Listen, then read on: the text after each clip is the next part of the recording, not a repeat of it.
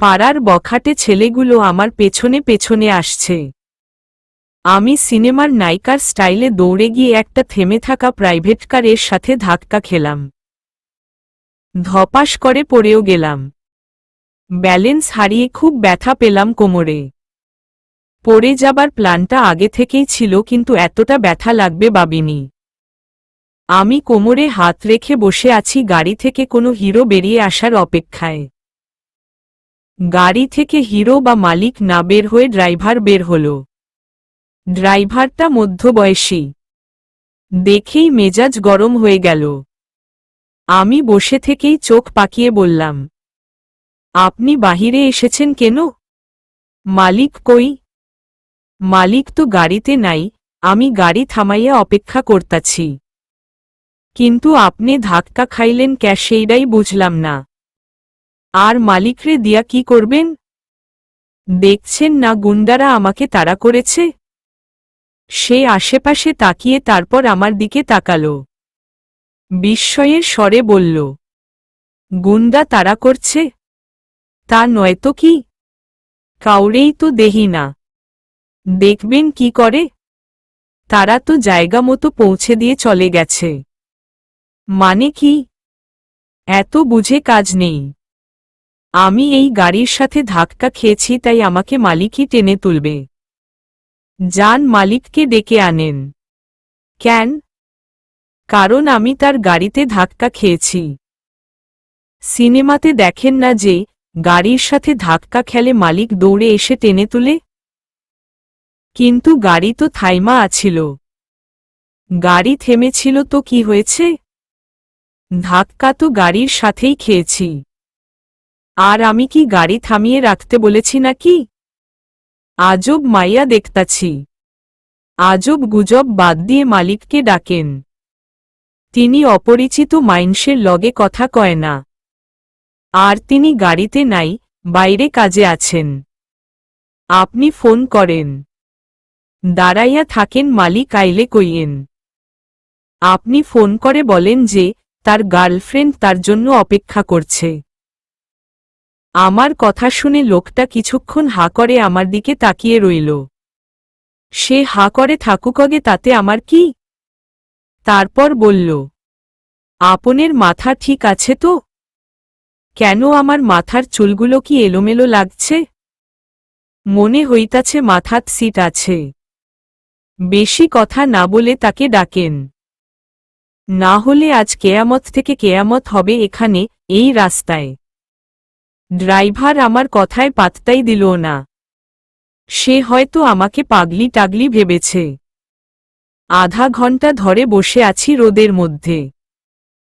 পুড়ে তো কয়লা হয়ে গেলাম দেখছি, তাও গাড়ির মালিকের দেখা নাই। ছাতাটা যে কেন সাথে আনলাম না। ড্রাইভারকে বললাম, এই যে চাচা শুনুন। বলেন, আপনি এখন আমাকে একটা ছাতা কিনে এনে দিন। কেন? এত রোদে বসে থাকা যায় নাকি? বইসা থাকতে ক্যাডায় কইছে? আমি রেগে উঠে বললাম, আমি বসে থাকব তাতে আপনার প্রবলেম কি? আপনি যান ছাতা নিয়ে আসেন। লোকটা কিছু না বলে গাড়ি থেকে একটা ছাতা বের করে দিল। আমি ছাতা মাথায় দিয়ে বসে থাকলাম। আশেপাশে লোকজন হেঁটে যাচ্ছে আর আমার দিকে তাকাচ্ছে। কেউ কেউ হাসছেও। সে হাসুকগে, আই ডোন্ট কেয়ার।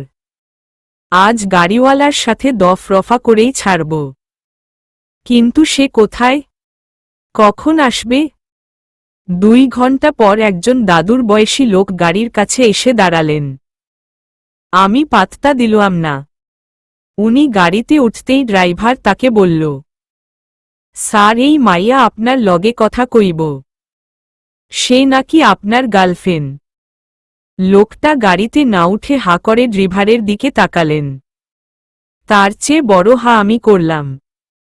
এই বয়স্ক লোকটা এই গাড়ির মালিক। Oh no! এখন কি করব? দৌড়ে পালিয়ে যাব? তাতে যদি আমাকে দেশদ্রোহী মনে করে? না না, পালানো ঠিক হবে না। আমি বসেই থাকলাম। লোকটা ড্রাইভারকে কিছু না বলে আমার দিকে তাকালেন।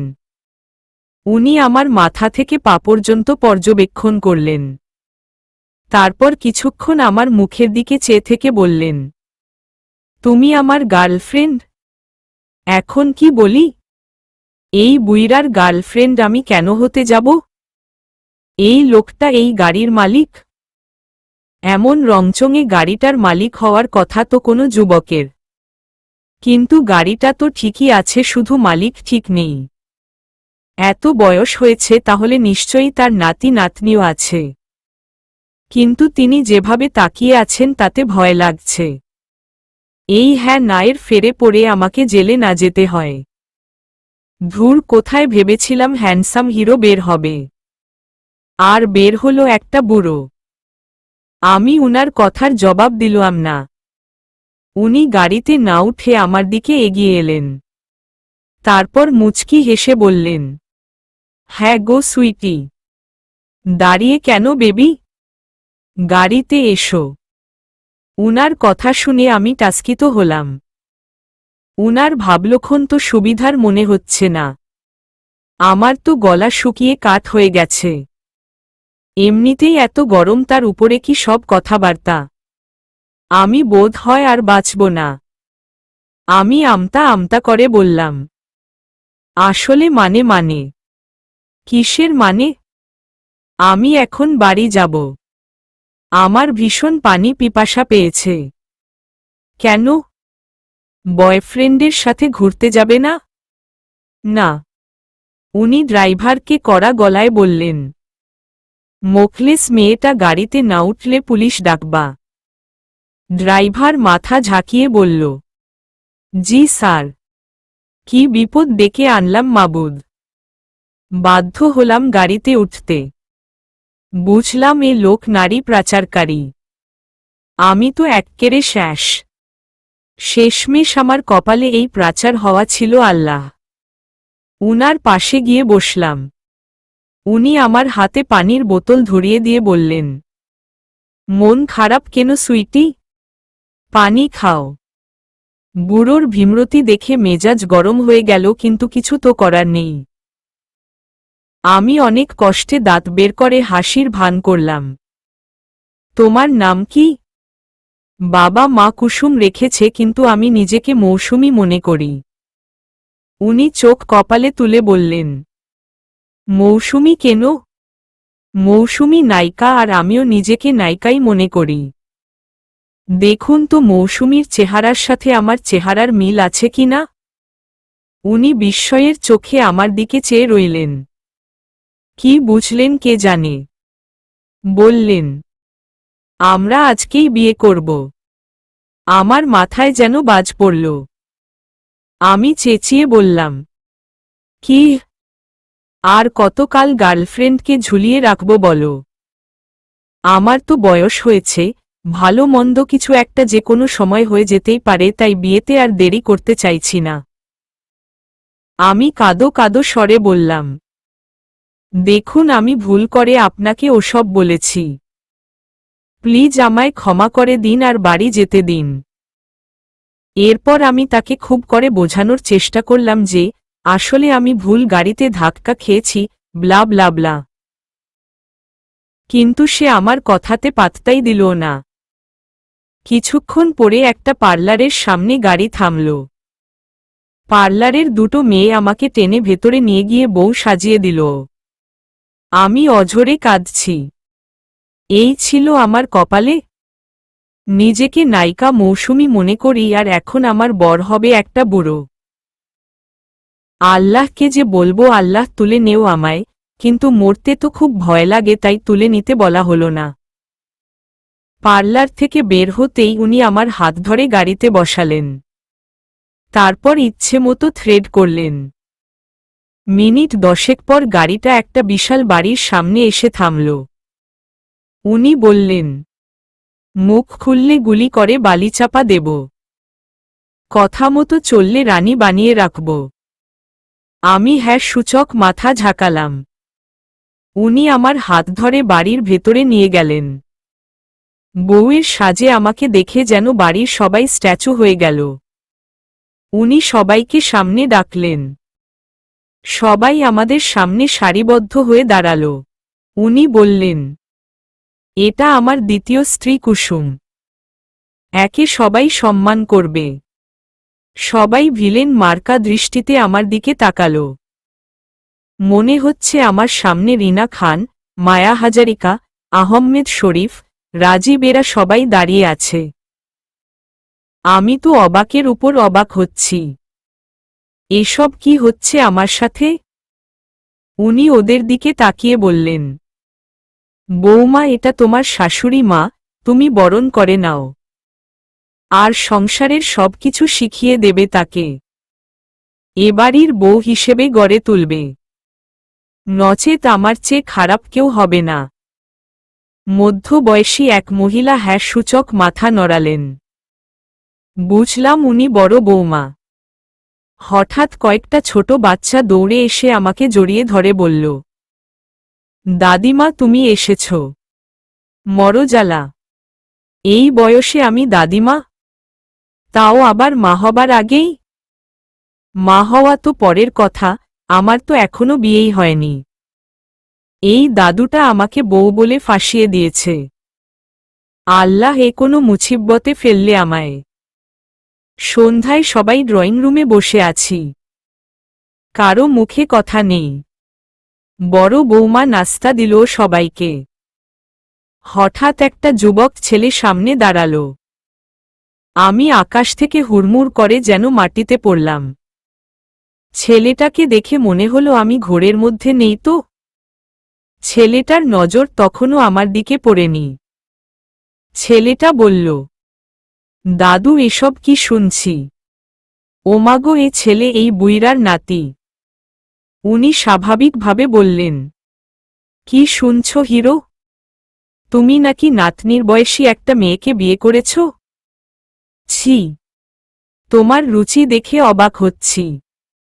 যুবকের দাদু মুচকি হেসে বললেন, পুরুষদের আবার বয়স আছে নাকি? আর আমি নিজেকে এখনো ইয়ং মনে করি, সো এসব অবান্তর কথা বলবে না। দেখো, এসব তোমার দাদিমা শুনে কষ্ট পাচ্ছে।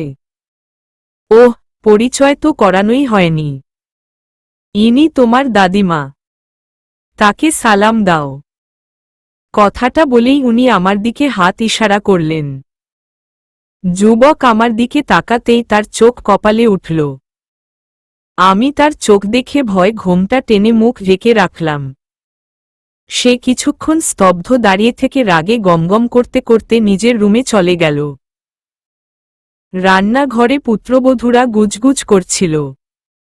আড়ালে দাঁড়িয়ে আড়ি পাতলাম। বড় পুত্রবধূ বললেন, বাবা এটা কি করল রে? এখন আমার ছেলেকে বিয়ে দেবার সময়, আর বাবা নাতিকে বিয়ে না দিয়ে নিজেই বিয়ে করে আনল।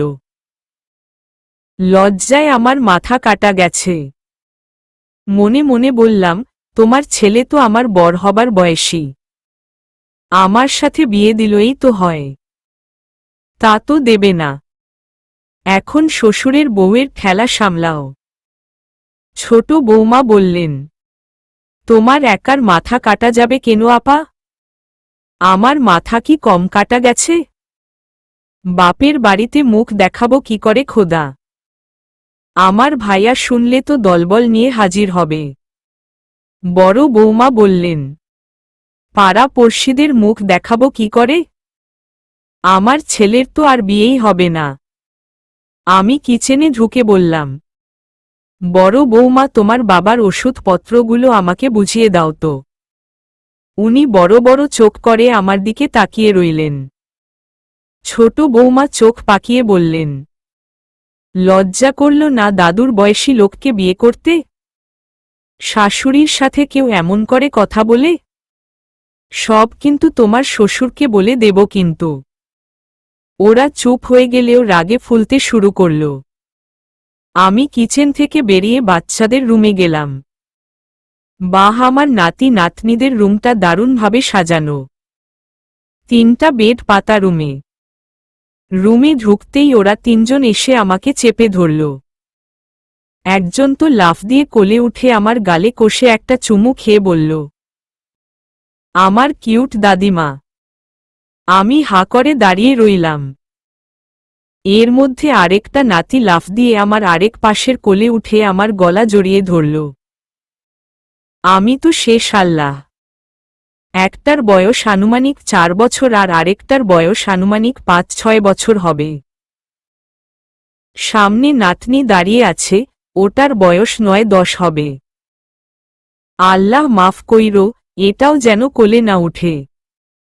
আল্লাহ রক্ষা করলেন না, নাতনিও লাফ দিয়ে জড়িয়েও ধরতেই আমি সবগুলোকে নিয়ে চিত হয়ে পড়ে গেলাম। আমার উপরে ওরা 3 জন। ভাগ্যিস যুবক নাতি এখানে নেই। সেও যদি এদের মতো লাফ দিয়ে কোলে উঠত তাহলে আমি তো ভর্তা হয়ে যেতাম। ওরা উঠে দাঁড়িয়ে আমাকে টেনে তুলল। মেজাজটাই গরম হয়ে গেল। দাদি হয়েছি বলেই কি কোলে উঠতে হবে নাকি? ছোট নাতি আমার হাত ধরে টেনে বিছানায় বসিয়ে বলল, দাদিমা গল্প শোনাও। সেরেছে। আমি তো গল্প পারি না। যা 2-1টা পারতাম তা এদের দেখে সব ভুলে গেছি। এখন এদের কি করে সামলাবো? আমি টম বিড়ালের মতো ফিক করে হাসলাম, যেন হাসি দেখে ওরা বুঝে যে আমি নির্দোষ। কিন্তু আমি তো কোনো দোষী করিনি। বেশ হাসি হাসি মুখ করে বললাম, আমি তো গল্প টল্প পারি না, নাতি নাতনিরা। এক নাতি খিটখিট করে আমার দিকে তাকিয়ে মুখ ঝাঁকিয়ে বলল, দাদিমারা তো গল্প পারে, তাহলে তুমি পারো না কেন? আজ বোধ হয় নাতি নাতনিরা আমাকে শেষ করে ফেলবে। একটাকে তো বিছুটি পাতা মনে হচ্ছে। বুদ্ধি করে বললাম, সব গল্প তো তোমার দাদু পারেন। যাও দাদুর কাছে গিয়ে গল্প শুনে এসো। আমার কথা শুনে 2 বান্দর আমার চুল ধরে টানতে টানতে বলল, তোমার থেকেই গল্প শুনব। বলো বলছি বলো। বলতেই হবে বলো। ওরে আল্লাহ, আজ তো দেখছি এই বান্দর দুটো আমার সব চুল ছিঁড়ে নিয়ে আমাকে চুলহীন করে দেবে। আমি সিনেমা স্টাইলে বাঁচাও বাঁচাও বলে চিৎকার শুরু করলাম। আমার চিৎকার শুনে বড় নাতি ছুটে এলো। সে রুমে ঢুকে দেখল দুদিকে দাঁড়িয়ে 2 বান্দর আমার চুল টানছে। সে বান্দর দুটোকে ধমক দিয়ে বলল, চুল ছেড়ে দাও। চুল ধরে টানছ কেন? ওরা চুল ছেড়ে দিয়ে বলল, দাদিমা গল্প পারে না তাই চুল টানছি দাদা ভাই। সে রেগে গিয়ে বলল, দাদিমা মাই ফুট। এরপর সে আমার দিকে তাকিয়ে বলল, এখান থেকে যাও। আমি কিছু না বলে বেরিয়ে এলাম। বের হতেই উনার সাথে দেখা। উনাকে কি বলে ডাকা যায়? বড় নাতির দাদু মানে তো আমারও দাদু। দাদু বললেন, কি ব্যাপার সুইটি, তুমি কোথায় কোথায় ঘুরছ? আমি সেই কখন থেকে তোমাকে খুঁজছি। আহ মরণ। বুইড়ার ভীমরতি আর জানে সহ্য হচ্ছে না। কিছু বললেই তো গুলি করে বালিচাপা দিয়ে দেবে। কি যে বিপদ ডেকে আনলাম আল্লাহ। মুচকি হেসে বললাম, নাতি নাতনিদের সাথে দেখা করতে গেছিলাম দাদু। উনি চোখ কপালে তুলে বললেন, বরকে কেউ দাদু ডাকে নাকি? তো কি ডাকব? ওগো হ্যাঁ গো, এসব বলবে। এসব যুবক বরদের বলতে হয়। আমার কথা শুনে উনি বেশ রাগান্বিত স্বরে বললেন, তুমি আমাকে বুড়ো টুড়ো ভাবছ নাকি? মরজালা। এনাকে বুড়ো ভাবার কি আছে? উনি তো সত্যিই বুড়ো। আর এটা কি সে জানে না নাকি? বুড়ো হয়ে দাদু বলেই গেছে যে সে বুড়ো হয়ে গেছে। সব বয়সের দোষ দেখছি। এখন যদি বুড়ো বলি তাহলে তো বালি চাপা দেবে শিওর। এর মধ্যেই বড় নাতি ওরুম থেকে বেরিয়ে এলো। আমি মুচকি হেসে দাদুকে বললাম, না না, ওসব ভাবি না আমি।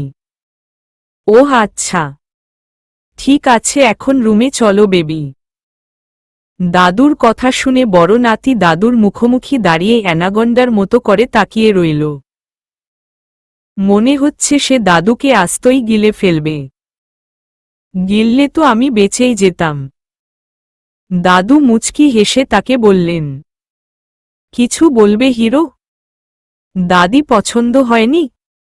সে কিছু না বলে রাগে ফসফস করতে করতে চলে গেল। আমি দাদুর সাথে রুমে গেলাম। রুমে ঢুকতেই চোখে পড়ল একটা অপরূপ সুন্দরী রমণীর ছবি। তার পাশে দাঁড়িয়ে আছে একটা হ্যান্ডসাম যুবক। আমি মুগ্ধ হয়ে ছবির দিকে তাকিয়ে আছি। দাদু আমার পাশে দাঁড়িয়ে বললেন, এটা আমার প্রথম স্ত্রী। বুঝলাম দাদিমার পাশের হ্যান্ডসাম যুবকটা দাদু। দাদু দেখতে এখনো দারুণ হ্যান্ডসাম, আর যুবক বয়সে যে উনি তার নাতির মতোই হ্যান্ডসাম ছিলেন তা ছবি দেখে বুঝলাম। বললাম, আপনার স্ত্রী কয়টা? তোমাকে দিয়ে দুটো। মেজাজ গরম হলো কিন্তু প্রাণ হারানোর ভয় মেজাজে ফ্রিজের জল ঢাললাম। তবে পুরোপুরিভাবে মেজাজ শীতলতা লাভ করল না। একরকম রেগে উঠেই বললাম, আমাদের বিয়ে হয়নি। গুলি খাওয়ার ভয় চুপ করে আছি আমি। চুপ করেই থাকো, এতে তোমার মঙ্গল হবে। কেউ যদি জেনেছে যে তুমি আমার বউ না, তাহলে বিনা ওয়ার্নিংয়ে তোমাকে গুলি করব। হঠাৎ করে কোথা থেকে যেন মনে জোর এলো। একদমে বললাম, আপনি গুন্ডা নাকি? নাতনির বয়সী একটা মেয়েকে বউ সাজিয়ে রেখেছেন। আপনার লজ্জা করে না? আমার কথাতে উনি রাগ না করে স্বাভাবিকভাবেই বললেন, আমি গুন্ডা না, গুন্ডাদের গডফাদার আমি। এখন চুপচাপ থাকো। হঠাৎ আমার ভীষণ কান্না পেল। আমি কাঁদো কাঁদো স্বরে বললাম, দেখুন আমার বাড়িতে সবাই আমার জন্য টেনশন করবে। প্লিজ আমায় ছেড়ে দিন। তাছাড়া এরপর তো আমাকে কেউ আর বিয়েই করবে না। আমি তোমার বাড়িতে খবর পাঠিয়ে দেব। তারা এসে জামাই দেখে যাবে। জামাইকে? কেন, আমি? তারা তো তাহলে জামাই দেখে হার্ট ফেল করে মারা যাবে। ট্রিটমেন্ট এর ব্যবস্থা থাকবে। No tension. আপনাকে তো আমি সব খুলেই বলেছি। তারপরেও কেন এমন করছেন? এইটুকু বলতেই দাদুর ফোন বেজে উঠল। তিনি ফোন হাতে বাহিরে চলে গেলেন। ইয়া আল্লাহ, হয় তুমি আমাকে উদ্ধার করো, নয় কোনো নায়ক পাঠিয়ে দাও। আমি নিজেকে মৌসুমী মনে করি বলে যেন আবার ওমর সানিকে পাঠিও না। তাকে আমার পছন্দ না। ভালো হ্যান্ডসাম নায়ক পাঠাও। হঠাৎ মনে হলো হ্যান্ডসাম নাতির রুমে একটু উকি দিয়ে আসি। নকল দাদি হলেও তো আমি তার দাদি। দায়িত্ব কর্তব্য বলে একটা কথা আছে তো। আমি রুম থেকে বেরিয়ে ডাইনিংয়ে গেলাম। তারপর পানির বোতল নিয়ে বড় নাতির রুমের দিকে গেলাম। যেন সবাই মনে করে আমি দায়িত্ব কর্তব্য পালন করতে যাচ্ছি। মূলত আমি তো সেটাই করতে যাচ্ছি। দাদি বলে কথা। দাদিদের যে কত দায় দায়িত্ব থাকে। দরজা নক করতেই সে ভেতর থেকে বলল, দরজা খোলা আছে। রুমে ঢুকতেই সে খায়ালাইমু দৃষ্টিতে আমার দিকে তাকাল। একটু একটু ভয়ও লাগছে, নাতি খেয়ে না ফেলে আমায়। সে চিৎকার করে বলল, তুমি এখানে কেন? বেরিয়ে যাও ঘর থেকে। আমি স্বাভাবিকভাবে জবাব দিলাম, দাদিমার সাথে কেউ এমন করে কথা বলে? সে চিৎকার করে বলল, তোমাকে আমি গুলি করব। যাও বলছি। আমি দুই কান চেপে ধরে বললাম, এই তোমরা সবাই গুন্ডা নাকি হুম? কথায় কথায় গুলি করতে চাও কেন? সে চোখ পাকিয়ে বলল, এই তুমি যাবা? আমি কান্নার পোষ নিয়ে বললাম, আমি কিন্তু কাঁদব বলে দিচ্ছি। সে আমার পোষ দেখে আরো রেগে গেল। ধমক দিয়ে বলল, চুপ একদম। আমি কাঁদো কাঁদো স্বরে বললাম। আবার ধমক দেয়। এবার সত্যিই কিন্তু কাঁদব। যাও বাহিরে গিয়ে কাঁদো। না, আমি এখানেই কাঁদব। লজ্জা করবে না তোমার কাঁদতে? কাঁদতে লজ্জা করবে কেন? আমি তো ভুলেই গেছি যে লজ্জা নামক বস্তুটি তো তোমার নেই। লজ্জা থাকলে তো প্রেমিকের দাদুকে বিয়ে করতে পারতে না।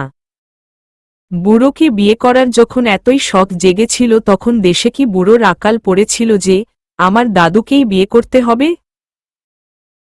আমাদের যে বিয়ে হয়নি এই কথাটা বলতে গিয়ে নিজের মুখ চেপে ধরলাম।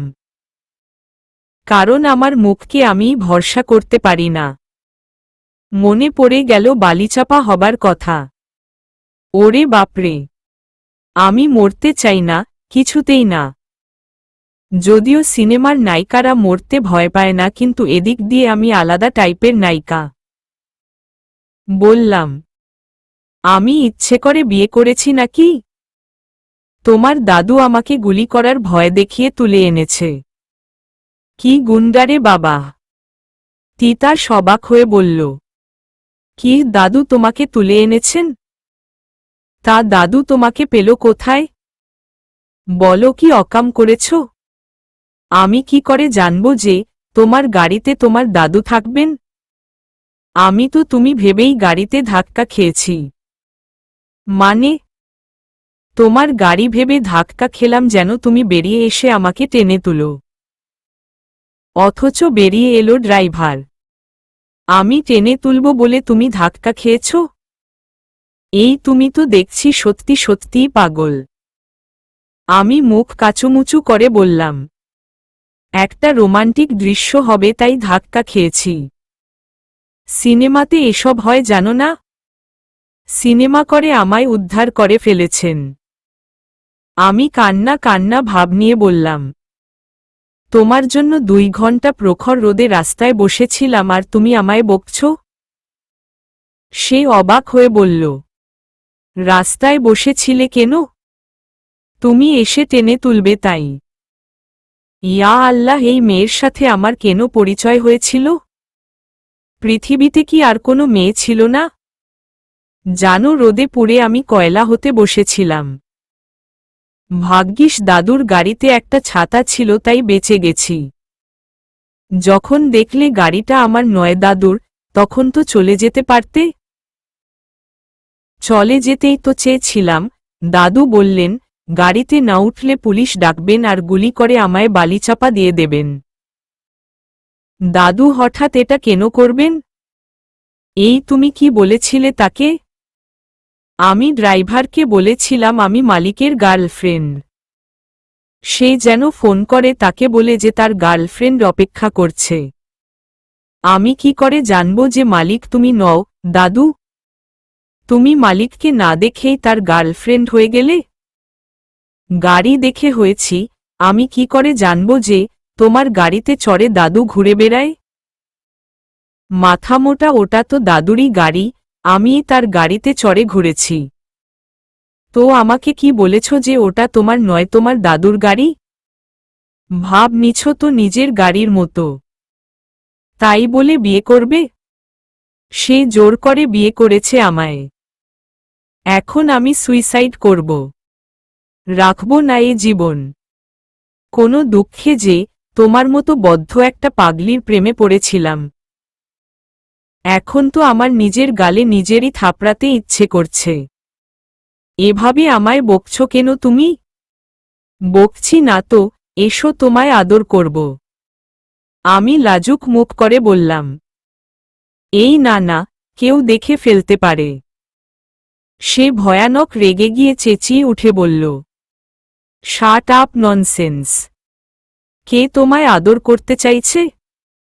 আমি হতবাক হয়ে বললাম, তুমিই তো চাইলে এখন।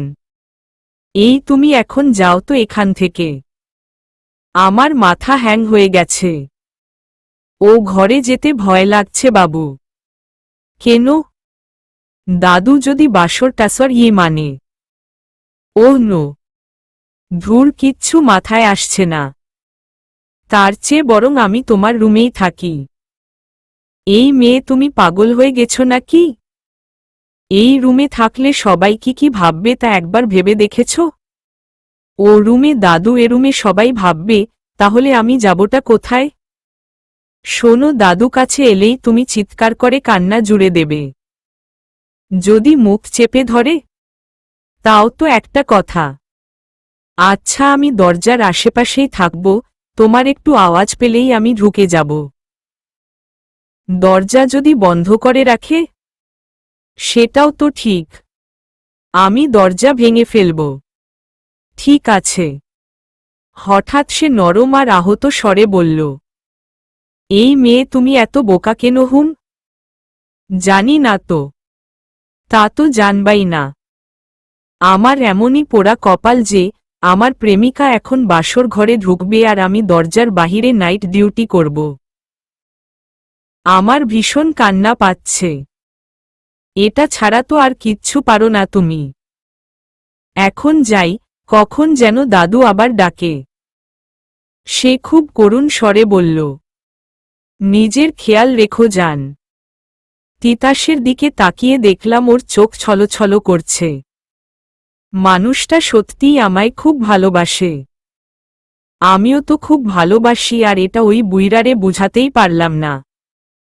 তিতাসের রুম থেকে বের হতেই দাদুর সাথে দেখা হলো। এই বুইড়া কি আমার পেছনে পেছনে সারাক্ষণ ঘুরবে নাকি? অসহ্য। উনি রোমান্টিক চোখে তাকিয়ে বললেন, বেবি, তুমি এখানে কি করছো? যত সব মরণ। মনে হলো বলি, ওরে মিন্সে প্রেমিকের সাথে দেখা করতে গেছিলাম। কিন্তু এইটা বললেই তো সে বালি চাপা দেবে। আমি মুচকি হেসে পরিস্থিতি ম্যানেজ করার চেষ্টা করলাম। মনে হচ্ছে স্বামী ঘরে রেখে পরকিয়া করতে গেছিলাম, তাই পরিস্থিতি ম্যানেজ করতে হচ্ছে। অথচ আমার তো বিয়েই হয়নি। আমি হাসি মুখে বললাম, বড় নাতিকে পানির বোতল দিতে এসেছি। আহা, কেউ ছেলেটার খেয়াল রাখে না। দাদুর গলার আওয়াজ পেয়ে তিতাস বেরিয়ে এলো। দাদু তিতাসের দিয়ে তাকিয়ে আমাকে বললেন, এসব কাজ তুমি করবে না আর। তুমি হলে এই বাড়ির রাজরানী, এসব কাজ করার জন্য অনেকেই আছে। এখন রুমে চলো সুইটি। এই বুড়োর ভীমরতি দেখে মরে যাই, মরে যাই। কি জ্বালা মাবুদ, একটু তো উদ্ধারের ব্যবস্থা করো। আমি অসহায় দৃষ্টিতে তিতাসের দিকে তাকালাম। দেখলাম সে আরো দ্বিগুণ অসহায় দৃষ্টিতে আমার দিকে তাকিয়ে আছে। আহারে বেচারার কি কষ্ট। প্রেমিকা বাসর ঘরে যাচ্ছে, যদিও বাসর ঘরে ফুলটুল কিচ্ছু নাই, কিন্তু সবাই জানে আমরা বর বউ। তিতাসের মুখ দেখে দুস্থ অসহায় সম্বলহীন মনে হচ্ছে। ঠিক হয়েছে। কতদিন বলেছি ওগো বাড়িতে বিয়ের কথা বলো, নয়তো চলো পালিয়ে যাই। কিন্তু সে পালাবে না। এখন ঠেলা সামলাও হিরো তিতাস। কিছু না বলে আমি রুমে চলে গেলাম। আমার সাথে সাথে দাদুও এলেন, যেন সে আমার বডিগার্ড। আমি পেছনে ফিরে তাকানোর সাহস পেলাম না। রুমে ঢুকে মনে হলো এই বুইড়ারে আইজ আমি খুন কইরা বালি চাপা দিমু। হঠাৎ আমি ভীষণ সাহসী হয়ে গেলাম। রেগে উঠে বললাম, আমি আপনার রুমে কেন থাকব? গুলি করেন আর যাই করেন, আমি এ রুমে থাকব না। আমাকে আলাদা রুমের ব্যবস্থা করে দিন। কালকেই আমি তোমাকে বিয়ে করব বেবি। আজকের রাতটাই তো শুধু। এর চেয়ে গুলি করে বালি চাপাই দিন। আত্মা অন্তত শান্তি নিয়ে মরবে। কথাটা বলতে বলতে আমি কেঁদেই ফেললাম। দাদু আহত দৃষ্টিতে আমার দিকে চেয়ে থেকে বললেন, তুমি আমাকে যেমন মনে করছো আমি তেমন মানুষ নই। আমি আমার স্ত্রীকে খুব ভালোবাসি। সে আমার রাঙা বউ, তার স্থান কাউকে দেব না। ইভেন তার বিছানাও না। ওই যে পাশে যে ছোট্ট রুমটা দেখছো, তুমি ওই রুমে ঘুমাবে। কোনো সমস্যা হলে আমাকে ডেকো। ও মাগো, দাদুর নাতিও তো আমাকে ভালোবেসে রাঙা বউ বলে ডাকে। অথচ দাদু এই বুড়ো বয়সেও কত রোমান্টিক, আর তিতাস পুরাই একটা বদমেজাজের ঝাড়। ধমকে ধমকে আমার জীবনটা তেনা বানিয়ে দিয়েছে। হঠাৎ মনে হলো তিতাস তো আমাকে চিৎকার করতে বলেছিল। অবশ্য প্রয়োজনে চিৎকার করতে বলেছিল। একবার চিৎকার করে পরীক্ষা করব নাকি যে তিতাস আশেপাশে আছে কিনা। ট্রায়াল আর কি। রাঙা বউয়ের কথা বলতে বলতে দাদুর চোখ ঘোলা হয়ে গেল। তিনি মুখটা ঘুরিয়ে নিজেকে সামলে নিলেন। আমি অবাক হয়ে তার দিকে চেয়ে রইলাম। মানুষটার দুই চোখে তার মৃত স্ত্রীর জন্য গভীর ভালোবাসা দেখলাম। আমি মরে গেলে কি তিতাসও আমাকে এমন করে ভালোবাসবে?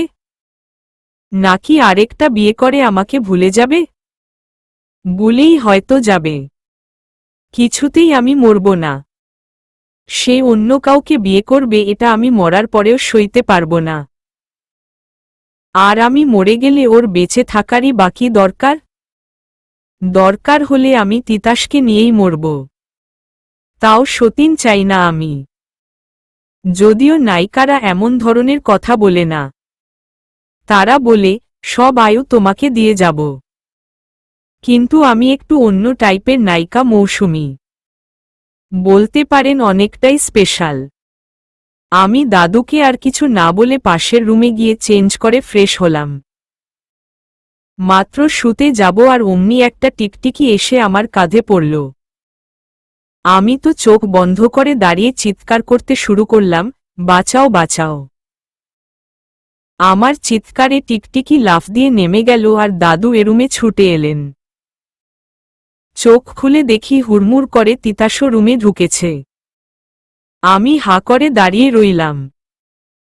তিতাসকে রুমে দেখে দাদু বলেই গেলেন আমি কেন চিৎকার করলাম সেটা জিজ্ঞেস করতে। হতবাক দৃষ্টিতে তিতাসের দিকে তাকিয়ে উনি বললেন, তুমি এই রুমে কি করছো? তিতাস দাদুর কথার জবাব না দিয়ে আমার কাছে এগিয়ে এসে বলল, তুমি ঠিক আছো তো কুসুম? আমার গলার স্বর আটকে গেছে, কোনো শব্দই বের হচ্ছে না। হ্যাঁ সূচক মাথা ঝাঁকালাম। কিন্তু এতে সে সন্তুষ্ট হল না। সে আমার দুই বাহুতে হাত রেখে বলল, কথা কেন বলছো না? আমায় বলো কি হয়েছে তোমার? কে কি করেছে তোমায় বলো? দাদু কিছু করেছে? বলো প্লিজ। খুব চেষ্টায় স্বর আনলাম। বললাম, আমি ঠিক আছি। দাদু এগিয়ে এসে তিতাসকে বললেন, সে ঠিক আছে কি না তা আমি দেখছি। আর দাদিকে কেউ নাম ধরে ডাকে না। সব সভ্যতা তো ভুলে গেছো দেখছি। যাই হোক, তুমি এখন যাও। তিতাস রেগে উঠে বলল, লজ্জা করে না তোমার নাতনির বয়সী একটা মেয়েকে হ্যারেজ করতে? দাদু হতভম্ব হয়ে বললেন, এসব কি বলছো তুমি? স্বামী হয়ে স্ত্রীকে হ্যারেজ কেন করব? আর আমাদের স্বামী স্ত্রীর মধ্যে তুমি ঢুকছ কেন? আমি জাস্ট অন্যায়ের প্রতিবাদ করছি। এখন নিজের রুমে যাও। আমি যাব না। আজ রাতে আমি তোমার সাথে ঘুমাবো। মানে? আমি এখন একা নই, এটা তো জানোই। আমি এখানেই থাকবো ব্যাস। তুমি কি পাগল হলে? পাগল তো তুমি হয়েছ, তাই বিবাহযোগ্য নাতিকে বিয়ে না দিয়ে নিজে বিয়ে করেছ নাতনি বয়সী একটা মেয়েকে। তুমি এখনো ছোট, তোমার বিয়ের বয়স এখনো হয়নি। সব বিয়ের বয়স দেখছি একা তোমারই হয়েছে। তাই তো কথায় কথায় বিয়ে করতে শুরু করেছ। তুমি এখন নিজের রুমে যাও তিতাস। তিতাস কোনো কথা না বলে সোজা গিয়ে দাদুর বিছানায় গিয়ে শুয়ে পড়ল। দাদু বেশ কয়েকবার উঠতে বললেও সে উঠল না আর কথার জবাবও দিল না। হঠাৎ দাদু আমার কাছে এগিয়ে এসে বললেন, ঠিক আছে সুইটি, আমরা দুইজন ছোট রুমের ছোট বেডেই থাকব। চলো। দাদুর কথা শুনে আমার চোখ মুখ শুকিয়ে গেল। হঠাৎ তিতাস বিছানা থেকে লাফ দিয়ে নেমে এসে বলল, দাদু, তুমি যে বেডে ঘুমাবে আমিও সেই বেডেই ঘুমাবো। তুমি যদি কুসুমের সাথে ঘুমাও তাহলে আমিও কুসুমের সাথেই ঘুমাবো। এখন তুমি ডিসাইড করো যে তুমি কোথায় ঘুমাবে। দাদু বাধ্য হয়ে তার নিজের বিছানায় শুয়ে পড়লেন। আমি পাশের ছোট রুমটায় গিয়ে ঘুমালাম। কি একটা অবস্থা! কয়েকদিন ধরে তিতাস রাতে দাদুর রুমে ঘুমায়। দাদু বাড়ি ফেরার আগেই তিতাস দাদুর বেড দখল করে বসে থাকে। দাদু চোখে মুখে বিরক্তির ছাপ ফুটিয়ে তুলে তার পাশে ঘুমান। সেদিন রাতে দাদু বাড়ি ফিরে রুমে ঢুকে দেখলেন তিতাস তার বিছানায় শুয়ে বই পড়ছে। দাদু বললেন, নিজের রুমে গিয়ে বই পড়ো, আমাকে রেস্ট নিতে দাও। তিতাস দাদুর দিকে না তাকিয়ে বইয়ের দিকে চোখ রেখেই বলল, আমার পাশে শুয়ে রেস্ট নাও। আমি তো আর তোমায় কাতুকুতু দিই না যে রেস্ট হবে না। দাদু বেশ বিরক্ত হয়ে বললেন, তুমি কি বোঝো না যে আমি নতুন বিয়ে করেছি? আমি এসব কেন বুঝব? আমি কি 2-4টা বিয়ে করেছি নাকি যে এসব জানব বুঝব? তাহলে তো তোমার বিয়ের ব্যবস্থাটা করতেই হচ্ছে। তাতে যদি এসব একটু বুঝো। আমাকে একসাথে 10টা বিয়ে দিলেও আমি বউ রেখে এই রুমে এসে থাকব। But why? আমি তোমার এই অসামঞ্জস্য বিয়েটা মানি না। তোমার প্রবলেম কোথায়? আমার বা কুসুমের তো কোনো প্রবলেম নেই। আমার প্রবলেম আছে, তবে তা তোমায় বলবো না। দাদু আর কিছু বললেন না। হয়তো বুঝে গেছেন যে এ গোয়ার ছেলের সাথে তিনি পেরে উঠবেন না। এই 2-3 দিনে আমিও বুঝে গেছি যে এ বাড়িতে দাদুর মুখের উপর কথা বলার সাহস তিতাসের ছাড়া আর কারোর নেই। এদিকে আমার জ্বালা হয়েছে নাতি নাতনিদের নিয়ে। নকল দাদি হয়ে আমি পড়েছি বিপদে। ওরা শুধু গল্প শুনতে চায়। আমি তো গল্প টল্প পারি না। সেই ভয় আমি ওদের ঘরে যাই না, কিন্তু ওরা 3জন ঠিকই আসে এ রুমে হানা দিতে। রুমে আমাকে একা পেয়ে আমার চুল ধরে টানে, শাড়ির আঁচল ধরে টানে। তবে তিতাস বা দাদু রুমে থাকলে ওরা কেউ আসে না। তিতাসও আজকাল বাড়ির বাইরে খুব কম যায়। যেন দাদু নয় সে বিয়ে করেছে। অথচ আজ পর্যন্ত সে কাউকে বলেই উঠতে পারেনি যে তার একটা গার্লফ্রেন্ড আছে। এটা নিয়ে মনে মনে আমার রাগ হয়। আজ যদি সবাই আমাদের রিলেশনের কথা জানত তাহলে দাদু আমাকে জোর করে আটকে রাখতে পারতেন না। তিতাসের জন্য বেশ হয়েছে। এখন সে ঠেলা সামলাক। পারে তো শুধু আমাকে ধমকাতে, অপদার্থ একটা। বৌমাগুলো আমাকে দেখে রাগী চোখে তাকায়। আমি অবশ্য ডোন্ট কেয়ার ভাব নিয়ে চলি। আর মাঝে মাঝে শাশুড়ি গিরি দেখাই। এত কাল ধরে শাশুড়ি নেই তাদের, তারা একরকম স্বাধীন জীবন যাপন করেছে। হুট করে যদি মেয়ের বয়সী একটা মেয়ে শাশুড়ি গিরি দেখায় তাহলে সেটা বদহজম হবারই কথা। আমার অবশ্য শাশুড়ি গিরি দেখাতে হেব্বি লাগছে। বুড়ো বয়সে যেটা করতাম সেটা এই বয়সেই করছি। আলাদা একটা অনুভূতি হচ্ছে। এবাড়ির বড় বউ অর্থাৎ তিতাসের মা, উনি একটু সাদামাটা ধরনের। সারাদিন সংসার নিয়েই পড়ে থাকেন। আর ছোট বউটা পুরাই অকর্মা।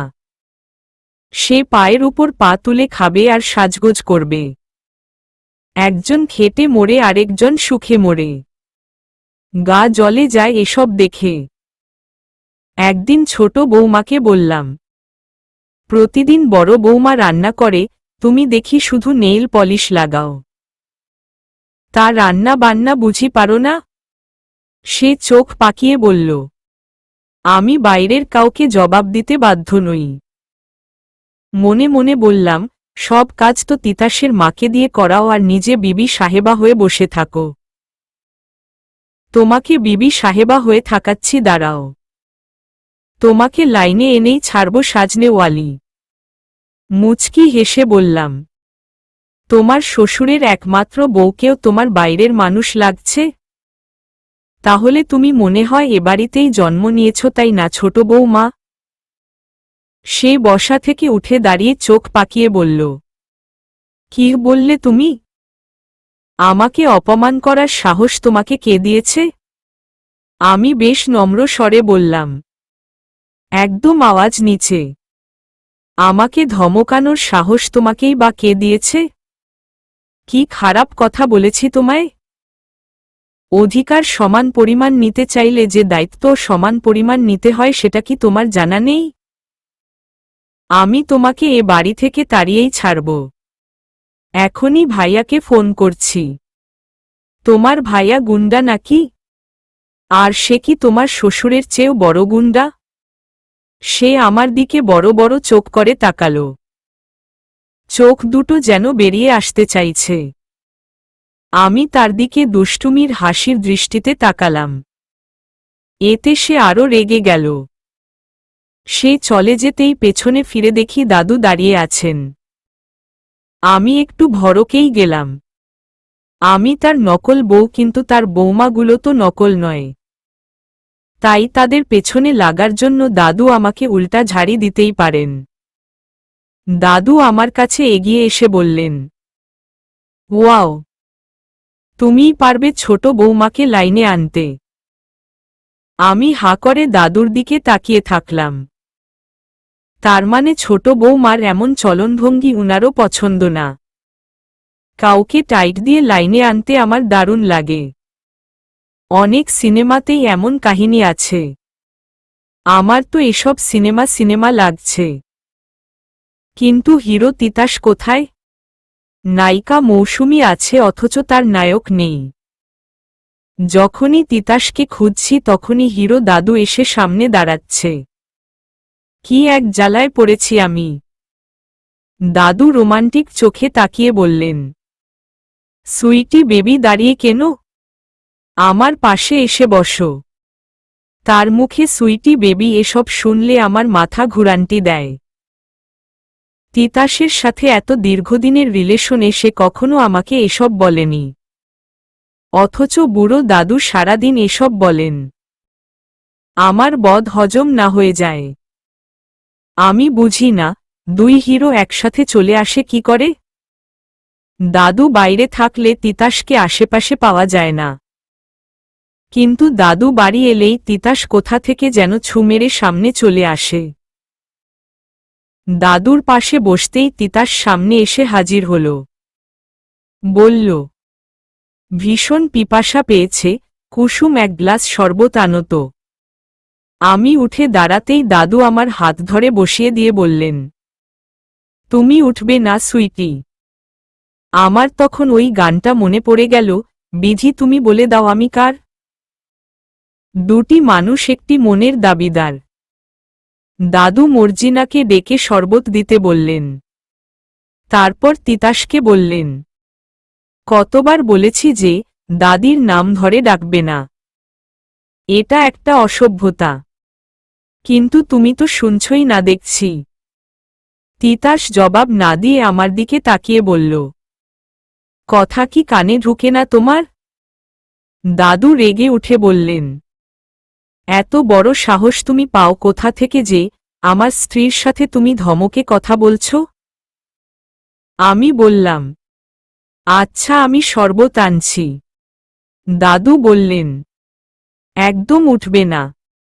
নাতি সেবা করার দায় তোমার নেই। তুমি আমার স্ত্রী, চাইলে আমার সেবা করতে পারো। যদিও আমি এসবে জোর করব না কখনো। তিতাস রেগে উঠে বলল, বুড়ো বয়সে তোমার এই বিমূর্তি দেখে আমার জাস্ট অসহ্য লাগছে দাদু। আমি আর এ বাড়িতেই থাকব না। কোথায় যাবে?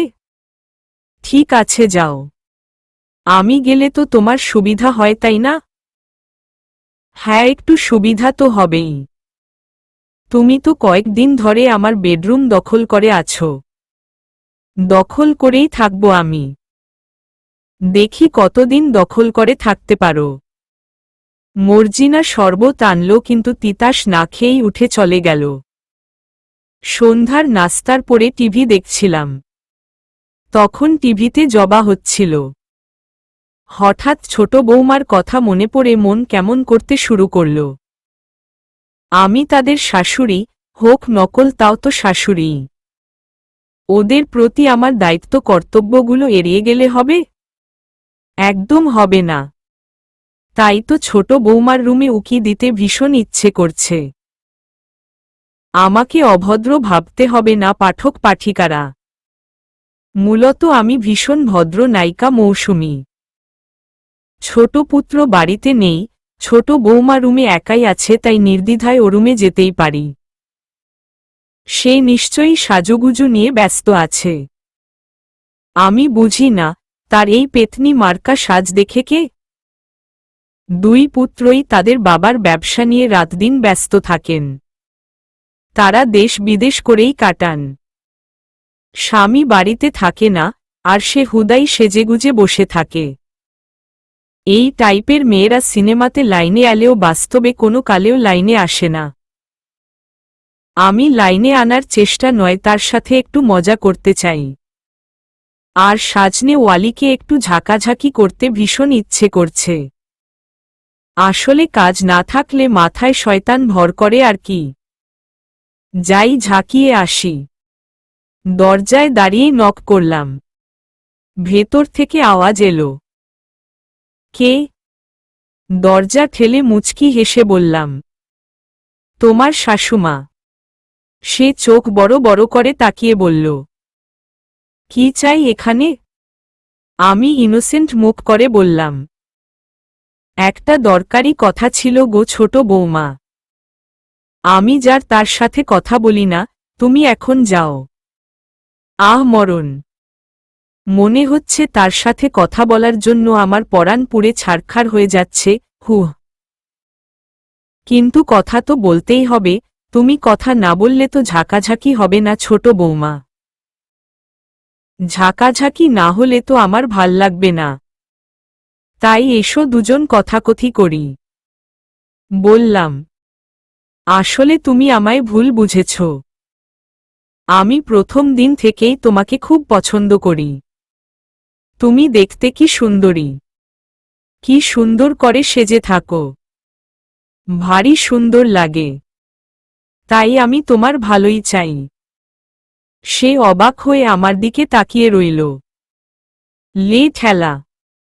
অবাক হবার মতো কি বললাম? পাম দেয়া বেশি হয়ে গেল নাকি? ধুর, আমি কাউকে পটাতেই পারি না। আজও তিতাসকে একটুও পটাতে পারিনি। দিন রাত তার ধমক হজম করে চলেছি। ছোট বৌমা যেভাবে তাকিয়ে আছে তাতে পটল নাকি অবাক হলো সেটাই তো বুঝতে পারছি না। আমি আবার কথা শুরু করলাম, অথচ দেখো তোমার বুইড়া শ্বশুর কি শুরু করেছে। এমনিতেই তো সে আমাকে জোর করে বিয়ে করেছে, তার উপর এখন কি সব প্ল্যান করেছে। কি প্ল্যান করেছে? এই বয়সে সে আবার বাবা হতে চায় নাকি? Oh no! তার ভাবনা চিন্তা তো দেখছি মেল্লা ঊর্ধ্বে। কি সব বেশরম কথাবার্তা ভাবছে। বললাম, এখনো সে ওসব ভাবেনি। আসলে তিনি নিজের সম্পত্তি বন্টন নিয়ে ভাবছেন। তিনি বলছেন যে তার এই রাঙা বউয়ের সংসারের বেশি দায়িত্ব নেবে, সে সম্পত্তির অংশ বেশি পাবে। তাই তিনি তোমাদের দেবেন তার সম্পদের 4 ভাগের 1 ভাগ। বাকি 3 ভাগ বড় বৌমার। কারণ সব দায়িত্ব নাকি বড় বৌমাই পালন করে। কি? আস্তে, গোপন কথা কাউকে বলা যাবে না। সে গলার স্বর নামিয়ে বলল, আমি কি করব তাহলে? এই তো লাইনে এসেছ ছোট বৌমা। আমি তার কাছে এগিয়ে গিয়ে ফিসফিস করে বললাম, বৌমার থেকে দায়িত্বগুলো টেনে কাঁধে নেবে। আর মনে করবে সম্পত্তি টেনে কাঁধে নিচ্ছি। দাদু খুশি মানেই তো তোমার 3 আর বড় বউয়ের 1। এই রে, দাদুকে দাদু বলে ফেললে তো সন্দেহ করবে। বললাম, দাদু বলতে তোমার ছেলে মেয়েদের দাদু বুঝিয়েছি। তুমি যেন আবার আমার দাদু ভেবো না। সে মুখটা মলিন করে বলল, আমি কাজ করতে পারি না যে। শিখে নেবে, দরকার হলে বড় বৌমার থেকে শিখে নেবে। আর কাজের লোক তো আছেই।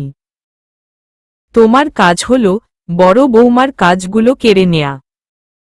তোমার শ্বশুর যখন দেখবেন যে তুমি কাজ করছো আর বড় বৌমা বসে বসে দিন কাটাচ্ছে, তখন পুরাই কেল্লা ফতে হয়ে যাবে। কেল্লা ফতে মানে?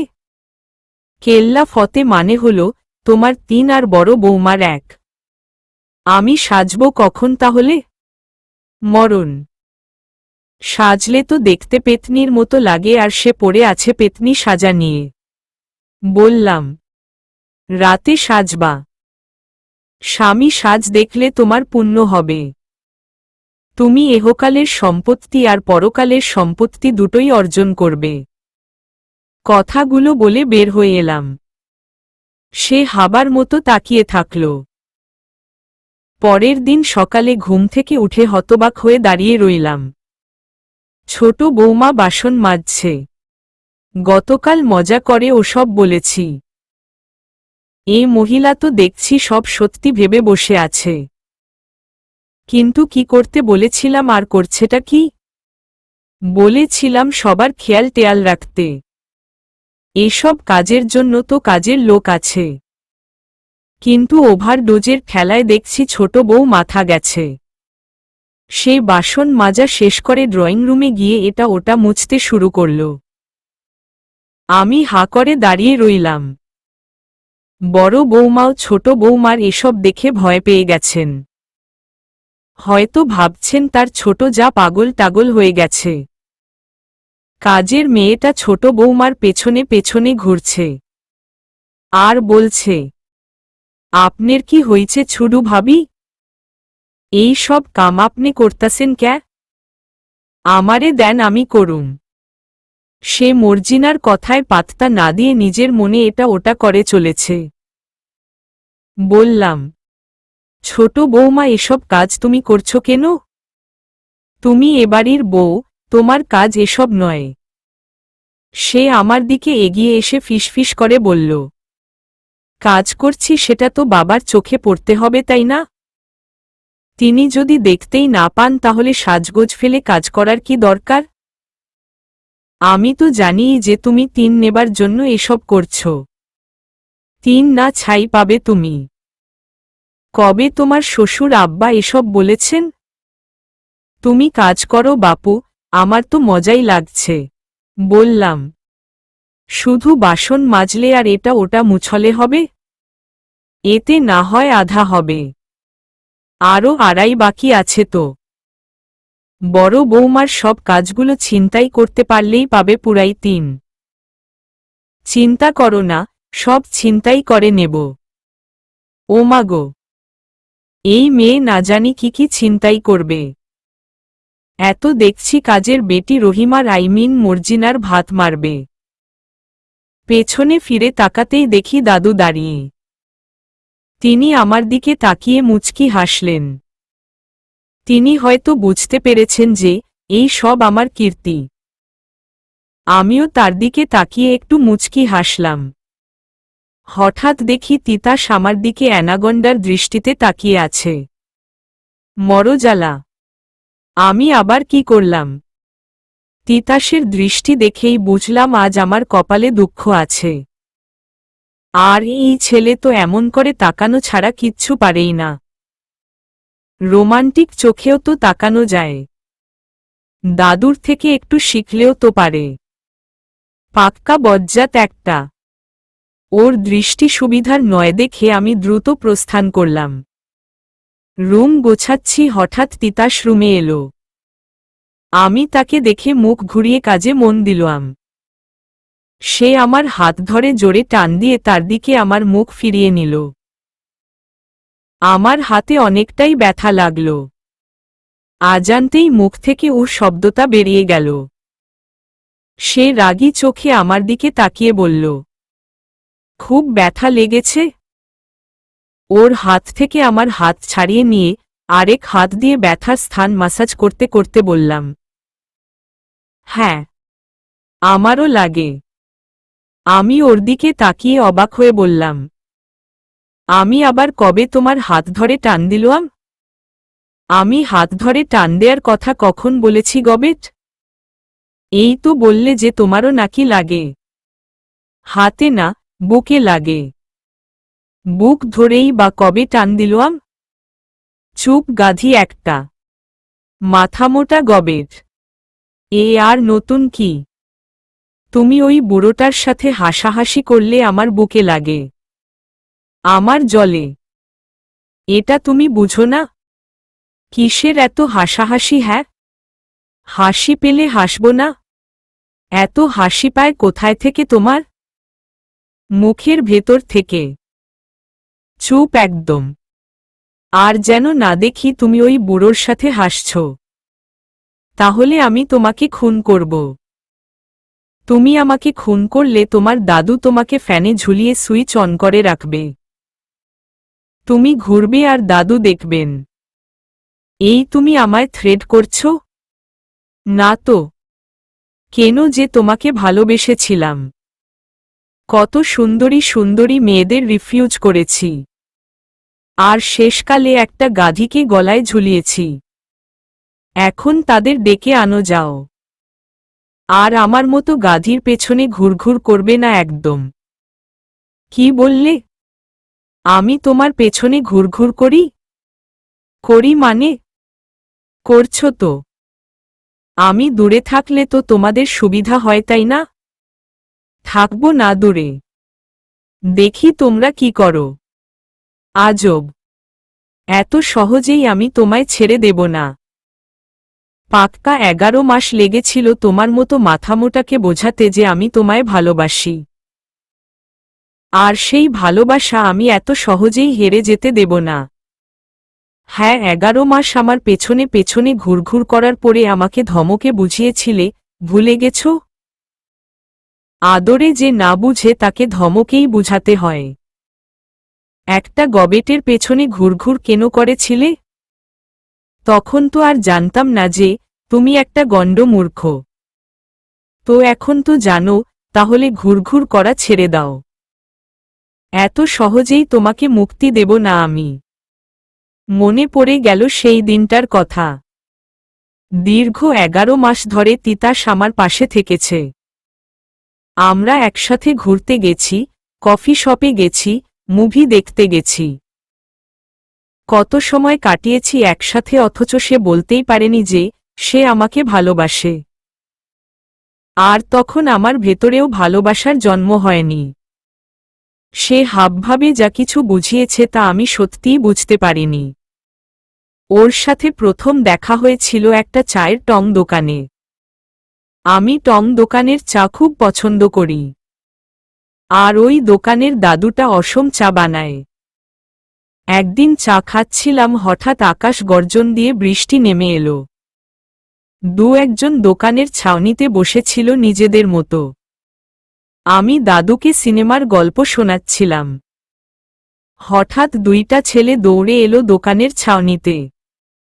ওদের মধ্যে একজন তিতাস ছিল।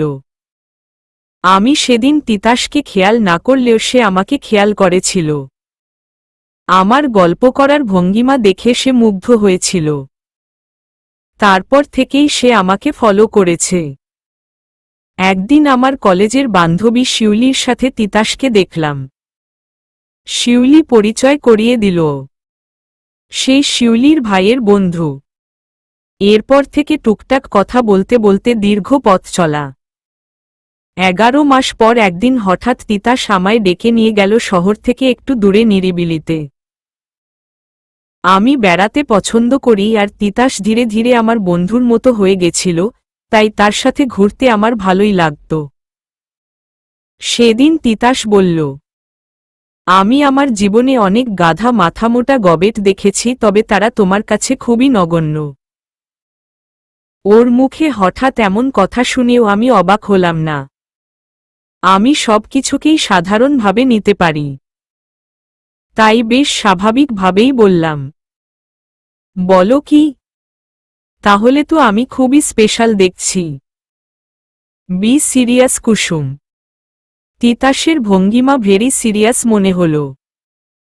আমি আর কথার জাল বিছালাম না। ওকে, এই 11 মাসে কি তুমি কিছুই বুঝোনি? কি বুঝব?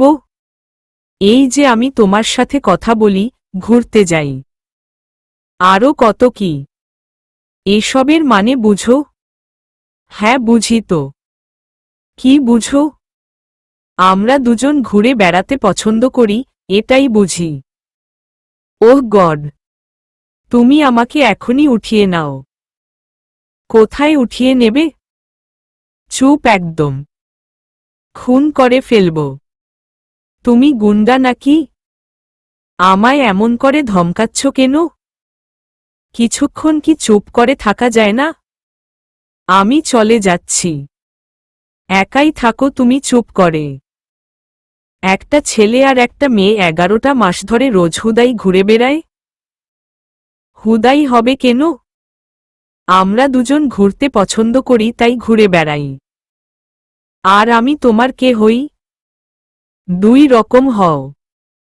1, বান্ধবীর ভাইয়ের বন্ধু, আর 2, আমারও বন্ধু। একটা থাপ্পড় দিয়ে তোমার গালের সব দাঁত ভেঙে দেব। এই মাথামোটা গবেট মেয়ে, তুমি কি বুঝো না যে আমি তোমায় ভালোবাসি? আমি ওর কথা শুনে সেদিন হাবার মতো দাঁড়িয়েছিলাম। হাবা না হয়েই বা কি করব? এমন ধমকে প্রপোজ আমার আগে কোনো মেয়ে হয়তো পায়নি। সে আমার জবাবের অপেক্ষা করছিল। আমার হঠাৎ সিনেমার প্রপোজের কথা মনে পড়ে গেল, কিন্তু বলতে পারলাম না। যেভাবে ধমকে চলেছে তাতে যদি সিনেমার কথা বলি তাহলে আজ রিয়ালি খুন খারাপই হবে। তিতাসের হাতের ইশারায় আমি চেতনায় ফিরলাম। কার ভাবনায় ডুবে গেছ?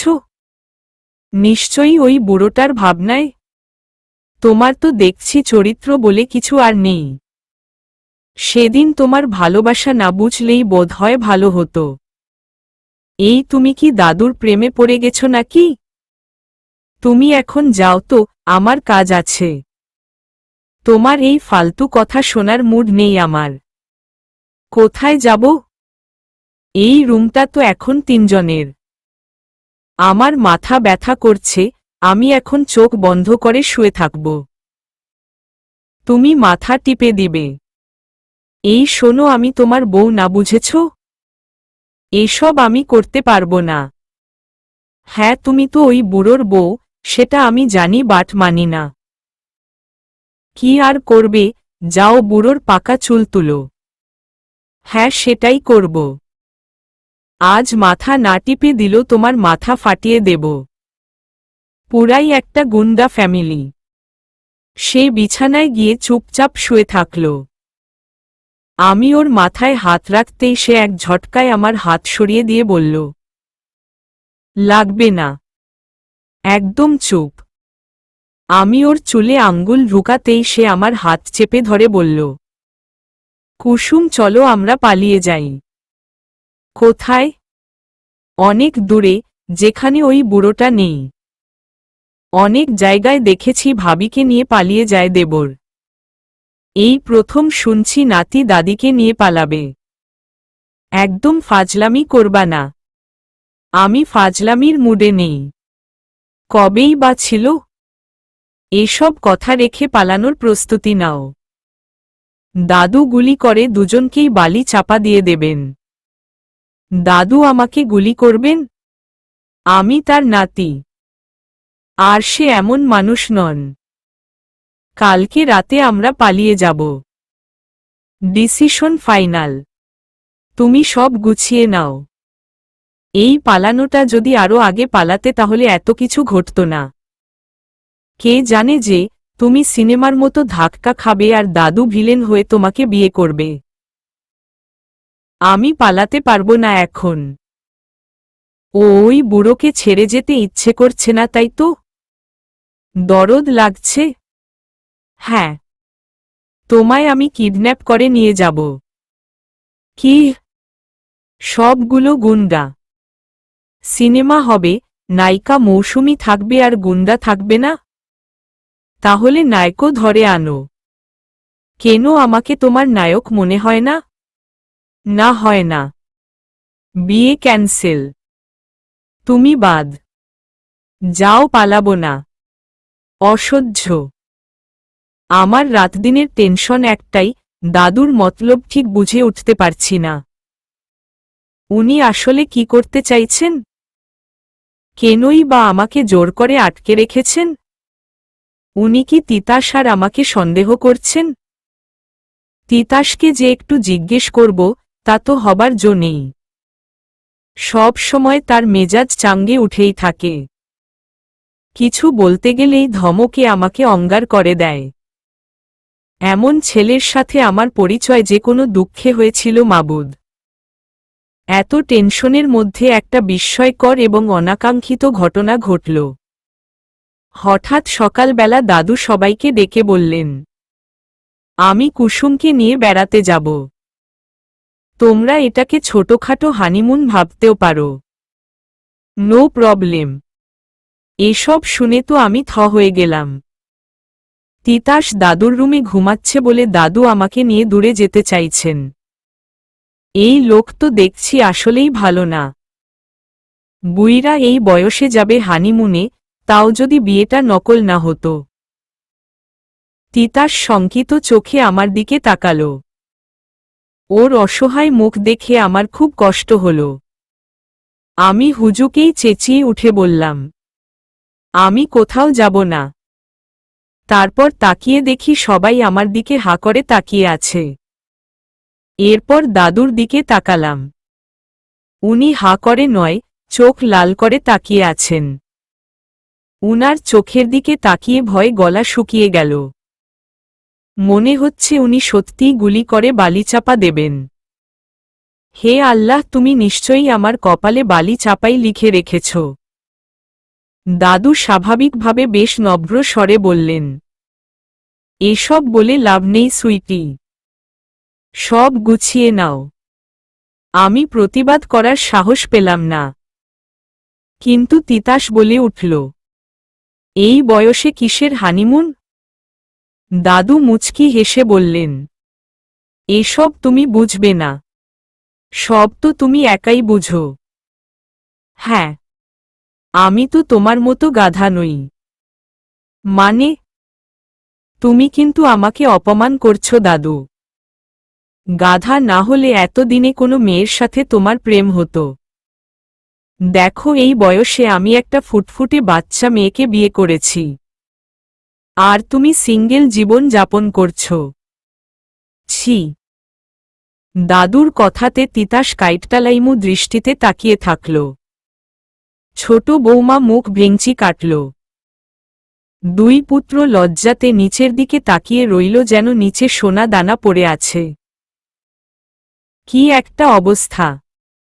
দুই নাতি দৌড়ে এসে আমাকে দুই দিক থেকে জড়িয়ে ধরে বলল, দাদিমা, আমরাও তোমার সাথে হানিমুনে যাব। মনে মনে বললাম, হানিমুনে নয় রে পাগলা, তোরা তো আমার চুল ছেঁড়ার মতলবে আছিস। এক ফাঁকে তিতাসের ঘরে গেলাম। দেখলাম সে জানালার গ্রিল ধরে দাঁড়িয়ে আছে। হয়তো তার নিজেকে অসহায় মনে হচ্ছে। এই প্রথম নিজের অপকর্মের জন্য আমার ভীষণ অনুশোচনা হচ্ছে। জানি এখন কথা বললেই সে আমাকে উড়াধুরা ঝাড়ি দেবে, কিন্তু আমি নিরুপায়। ঝাড়ি হজম করার প্রস্তুতি নিয়েই বললাম, বাবু, এখন কি করি বলো তো? সে পেছনে ফিরে আমার দিকে তাকাল। তারপর রেগে উঠে বলল, নিজের বিপদ তো নিজেই ডেকে এনেছ, সাথে আমাকে আরো বড় বিপদে ফেলেছ। এখন বলছো কেন? কে বলেছিল গাড়ির সাথে ধাক্কা খেতে? এই তোমার বুদ্ধি শুদ্ধি কবে হবে বলো তো? কোনো কুক্ষণে যে তোমায় ভালোবেসেছিলাম, ওই একটা ভুল ধরে বসে থাকার সময় এখন বলো? ওই একটা ভুলই তো সব উল্ট পালট করে দিয়েছে। আমি কি করব? কিচ্ছু করতে পারবো না। তুমি যাও তো। আমার মাথা হ্যাং হয়ে গেছে। হুট করে আমার মেজাজ চরম গরম হয়ে গেল। রাগ করে বললাম, তোমার মাথায় এই হ্যাং ছাড়া তো আর কিচ্ছু নেই। মেজাজ গরম করে দিও না। বাড়িতে বিয়ের কথা বলতে তো পারনি, ভালো হয়েছে আমি তোমার দাদি হয়েছি। থাকো তুমি তোমার হ্যাং নিয়ে। ওর উত্তরের অপেক্ষা না করে রাগ করে বেরিয়ে এলাম। জানি 2-4টা ধমকে কথা বলা ছাড়া ওর আর কিছুই করার নেই।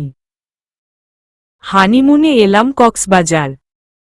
দাদু হোটেলে ডাবল বেডের একটা রুম নিলেন।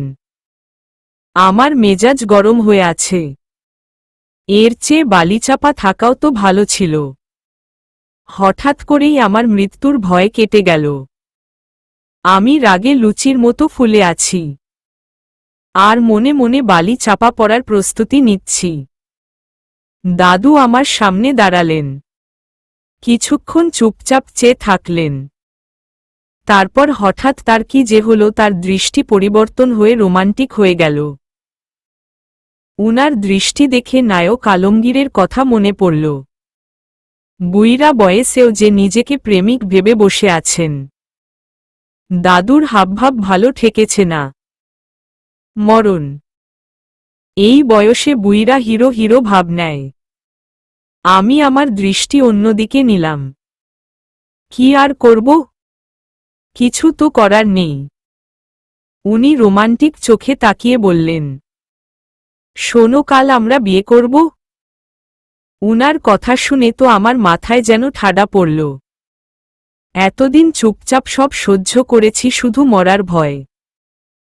আজ হুট করেই যেন মরার ভয়টা পালিয়ে গেছে। আমি চেঁচিয়ে উঠে বললাম, কি? হ্যাঁ, কাল আমরা বিয়ে করব। আজকেই করতাম, কিন্তু অনেক রাত হয়ে গেছে, তাই কাল সকালে করব। আপনার কি মাথা খারাপ হয়ে গেছে? এখানে মাথা খারাপের কি আছে? বিয়ে একটা বৈধ কাজ। আমি অবৈধ কিছু তো করছি না। আপনি অবৈধ কিছুই করছেন। বুঝিয়ে বলো। আপনাকে তো বলেছি যে আমার লাভার আছে। আর আমরা একে অপরকে খুব ভালোবাসি। অথচ আপনি সব জেনেও জোর করে আমাকে বিয়ে করতে চলেছেন। আমি রাজি নই, তাও আপনি বিয়ে করবেন, এটা কি অবৈধ না? শোনো সুইটি, যুদ্ধে আর প্রেমে ভুল বা অন্যায় বলে কিছু নেই। আর অবৈধ বলেও কিছু নেই। যে কেউ যে কাউকে ভালোবাসতেই পারে। আর ক্ষমতা থাকলে সেটা খাটিয়ে বিয়েও করতে পারে। কি ভেবেছেন আপনি? আমি সিনেমার ডায়ালগের মতো বলবো, আমার দেহ পাবেন মন পাবেন না, এটা বলবো? একদম এসব বলবো না। এসব বলতেও হবে না সুইটি। বিয়ের পর মন জয় করে নেব। আমি কিছুতেই বিয়ে করব না। ইচ্ছে ছিল দ্বিতীয় বিয়েটা হানিমুনে এসে করব। সেই ইচ্ছেটাই এবার সত্যি করব, আর করবই। এর চেয়ে আমাকে গুলি করে পাথর চাপা দিন। আমি আমার প্রেমিককে ভীষণ ভালোবাসি, তাকে ছাড়া অন্য কাউকে বিয়ে করার চেয়ে মরে যাওয়াও অনেক শান্তির। প্লিজ আমাকে মেরে ফেলুন। এসব তুমি কি বলছো সুইটি? আমি বিশেষ কিছুই বলতে চাই না। শুধু এইটুকু বলবো, হয় আমাকে মেরে ফেলুন, নয় আমি সুইসাইড করব। শান্ত হও বেবি। রাখেন আপনার সুইটি বেবি। আপনার নাতি জীবনেও আমাকে এসব বলেছে? পুরাই তো একটা ধাতব পদার্থ সে। আমার নাতি এসব বলবে কেন? যা মুখ ফসকে কি সব বলছি। এখন ম্যানেজ করি কি করে? আবার নতুন বিপদ, ধুর। আমি কথা ঘুরিয়ে বললাম, আসলে নাতিরা তো দাদিদের এমন সব বলেই থাকে। আমার ভাই আমার দাদিমাকে সুইটি বিউটি কিউটি বেবি এসব বলে। ওহ আচ্ছা। কিন্তু আমার নাতি তো আসলে মেয়েদের সাথে তেমন মিশে না, তাই ওর মুখে এসব কথা নেই। আচ্ছা, তুমি চাইলে আমি তাকে বলবো সে যেন তোমাকে বেবি দাদি বলে ডাকে। ইয়া মাবুদ, আমার কপালে এটাও লেখা ছিল? আমার প্রেমিক আমাকে বেবি দাদি বলে ডাকবে? দাদুর পিস্তলটা হাতে পেলে নিজের মাথায় নিজেই গুলি করতাম এখন। থাক এসব বলে আমাকে ডাকতে হবে না। তা বললে হয় নাকি? এত কম বয়সী সুন্দরী দাদি কয়টা ছেলের কপালে লেখা থাকে বলো? একদম আমাকে দাদি টাদি বানাবেন না। দাদুর বউ তো দাদিই হবে।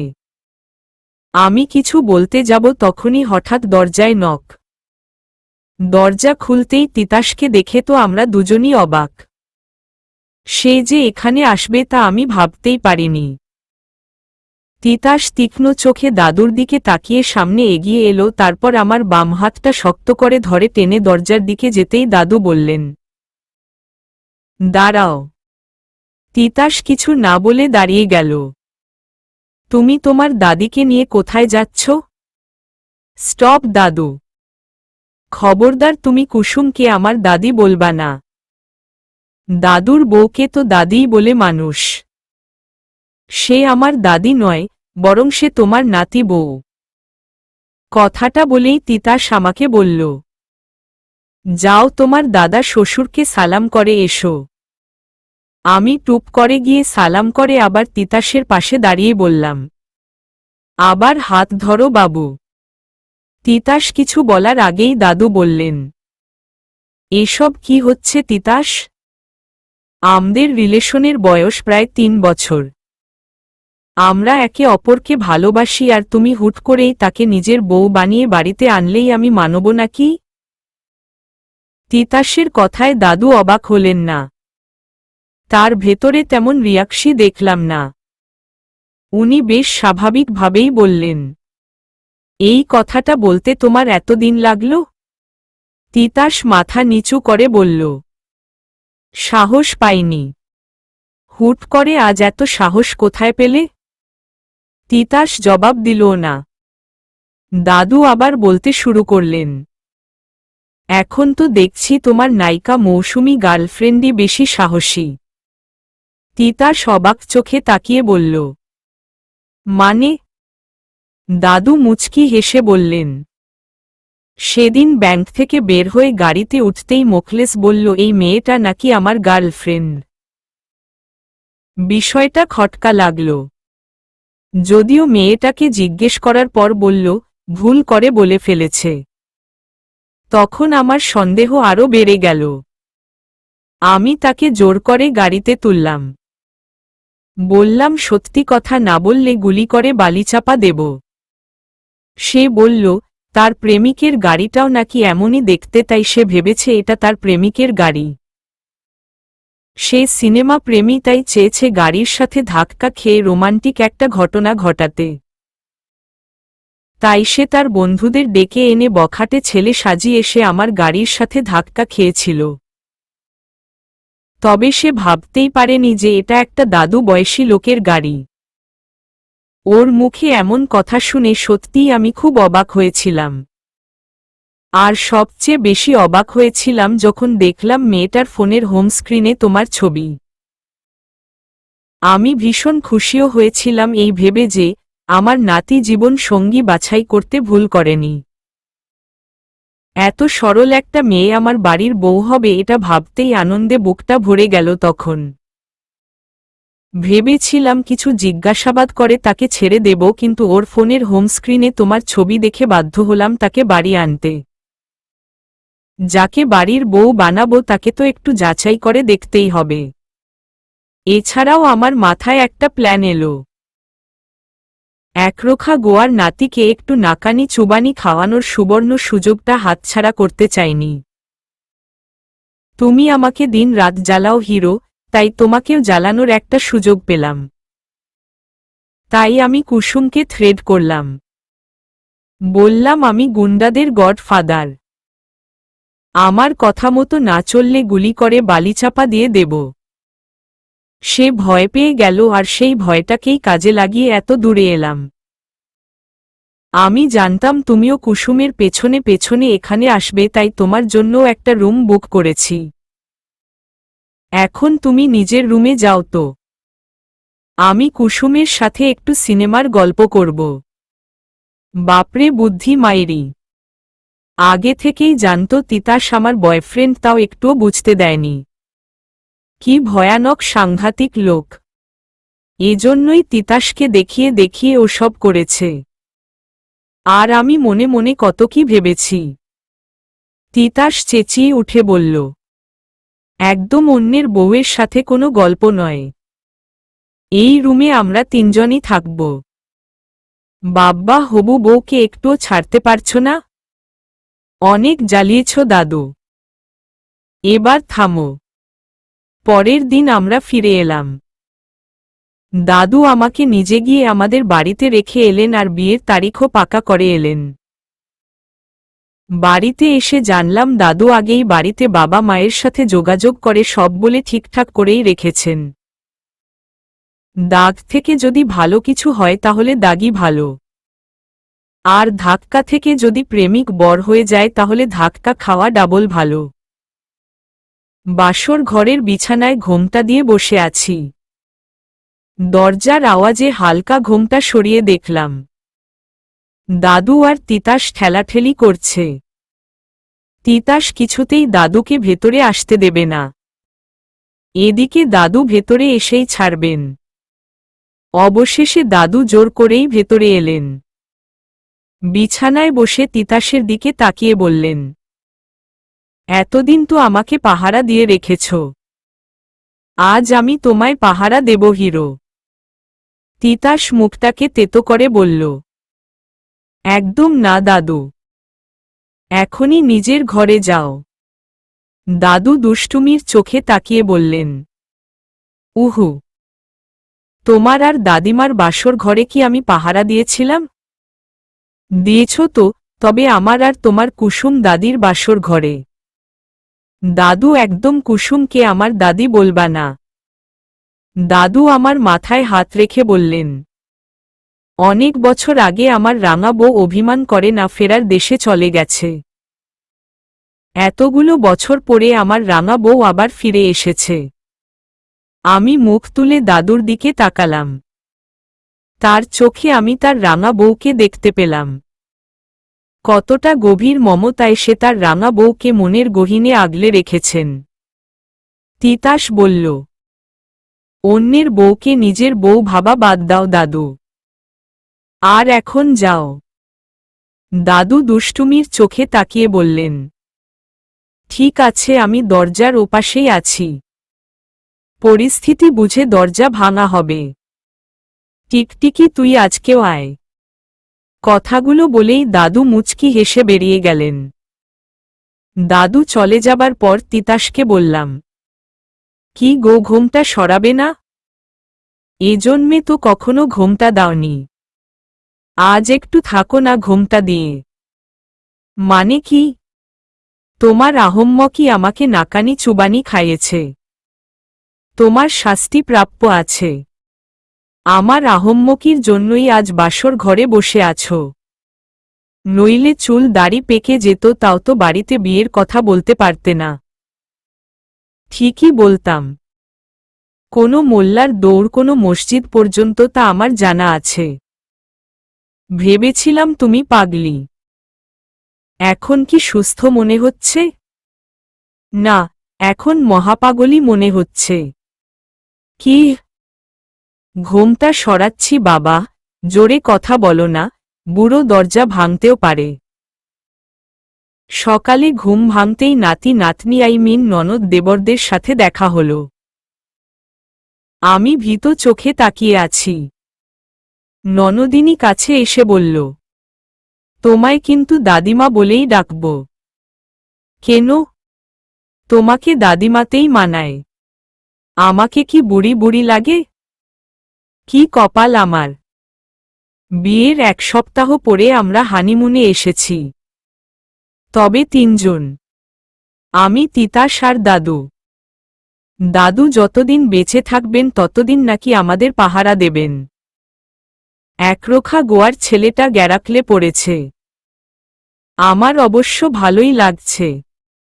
তিতাস তো মুখটাকে হাড়ি বানিয়ে রেখেছে। আমি আর দাদু ছবি উঠছি, ক্যামেরাম্যান তিতাস। পরিসমাপ্তি।